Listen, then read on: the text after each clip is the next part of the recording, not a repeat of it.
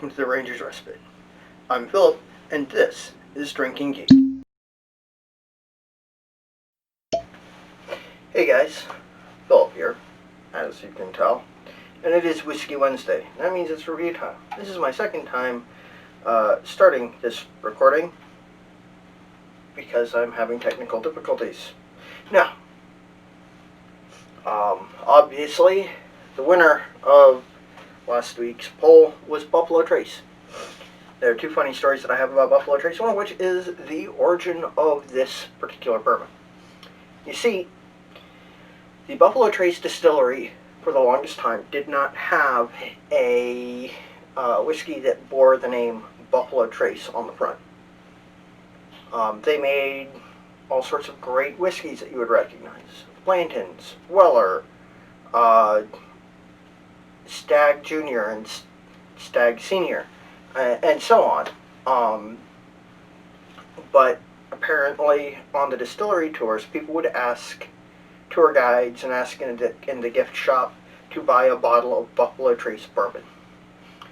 And it took the folks who run the distillery a few, I don't know how long actually, but a while to figure out that people wanted a bourbon that said Buffalo Trace on the front.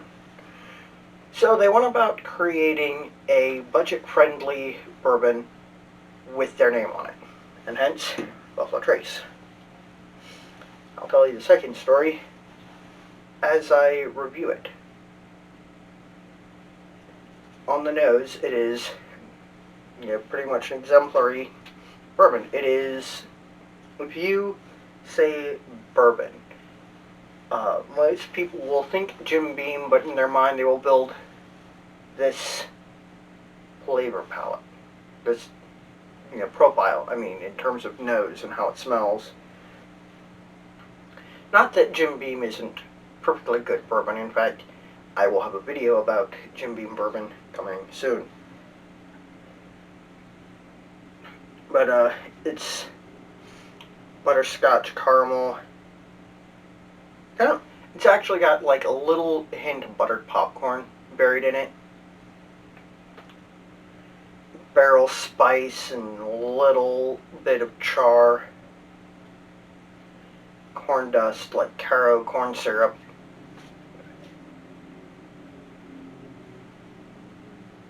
And just a little bit of rye funk.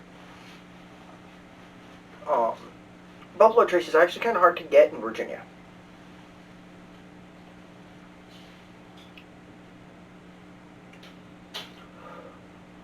So, I recall, and a couple people told me that I'm remembering wrong,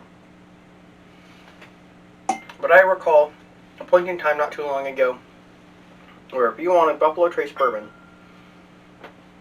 you had to enter an allocated spirits lottery for the opportunity to buy a bottle of this $27 bourbon. That's a little bit annoying. Well, that has since changed.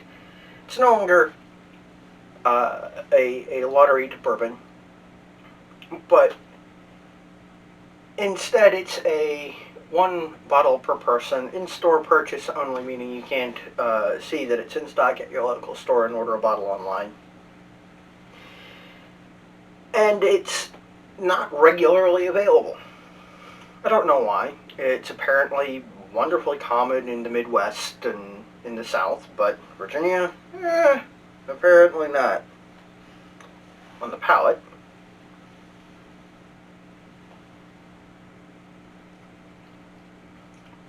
again, did you say bourbon? This is what people taste in their mouth. A little bit of licorice, a foundation of that classic caramel barrel spice, corn dust, a little bit of like cornbreadiness in there too. Really, again, exemplary or a fantastic example of a bourbon profile, right down, straight over home plate. it's bottled at 90 proof too, so it's got enough in it to be interesting, but not so much that it's potentially overwhelming. The finish is relatively short, kind of bittersweet, lots of like the barrel char and that sweet corn note.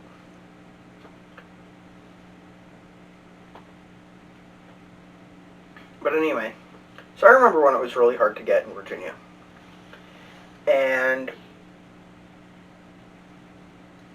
about a year ago, towards the end of last summer, I was in an ABC store with a friend, and they had 4 or 5 bottles of this. And there was something else that I was getting, and I didn't have enough money to get a bottle of this and a bottle of Buffalo Trace. Or didn't have enough money to get what I was originally getting and this. So instead, I didn't get this. Fast forward a couple of weeks, and I've gotten paid again, and I go back to get a bottle of Buffalo Trace, and they are out. And I asked the folks there if they were expecting to get any more, or if it was, going to be as sporadic as usual, and the response was something along the lines of, I don't know what Buffalo Trace is. Let me look it up in the system. Yeah, the system says that we don't get it all the time. It's apparently like a seasonal release or something, so try again this time next year. Like, okay, whatever. 6 months ago, I believe at the time, and I'd have to check my receipts to be sure, but I believe at the time I was in an ABC store getting a bottle as a welcome home gift for a friend. So I would have been getting a bottle of Four Roses single barrel. But anyway, I saw that they had one singular bottle, Buffalo Trace. So I bought it. And I always feel a little bit crummy buying the last bottle. But, like, I'm drinking this. I enjoy this. It's not one that I drink often because it will be hard to replace for me. But it is a good bourbon, and I recommend it if you're in an area where it is readily available. Also, apparently, if you can get a Buffalo Trace store pick, it's a really great way to get a fantastic bourbon for a relatively good price. But anyway, it's neither here nor there. The finish sort of fades relatively quickly, which is a little bit disappointing. I like whiskeys that linger and stay with you, so the fact that this sort of fades so quickly is a little bit disappointing. But I can't be disappointed in the flavor that it provides, because it is a very good bourbon. Alright, now for next week, we of course have on the docket Red Border's Premium Single Barrel South Carolina Whiskey, Baker's 7-year-old Single Barrel, Filibuster Dual Cask Rye, and give me a moment to figure out what else will go on the docket. Those are all American whiskeys, so I'm thinking something that isn't American.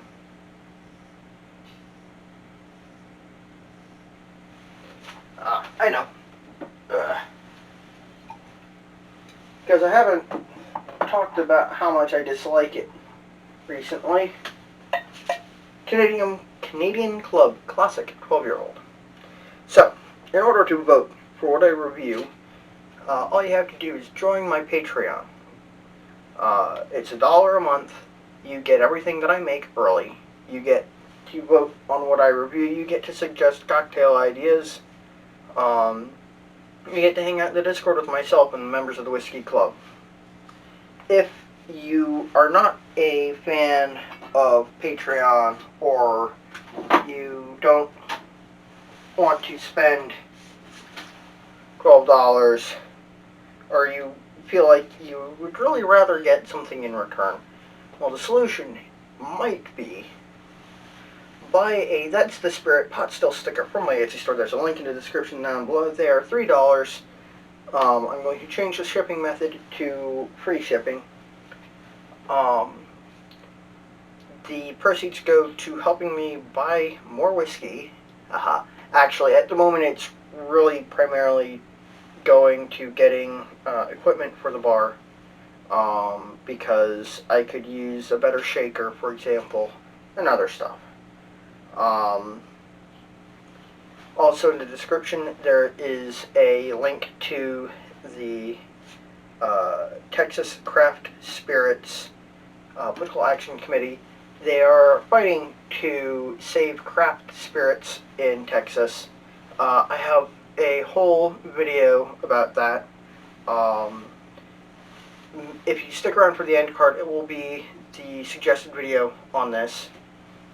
And there will also be a link to the Whiskey Lodge Discord if you like whiskey. Come hang out with some like-minded folks. We're friendly, we're personable. We are not affiliated with any other whiskey community. We just sort of hang out, talk about whiskey and other stuff sometimes, and have a good time. Full disclosure, I am a moderator there. I feel like I should put that out there so that it's common knowledge. Let's see. I feel like I'm missing something, but at this point, if I'm missing something, I'm missing something. Oh well. Until next time, my friends, stay happy, stay geeks, sláinte.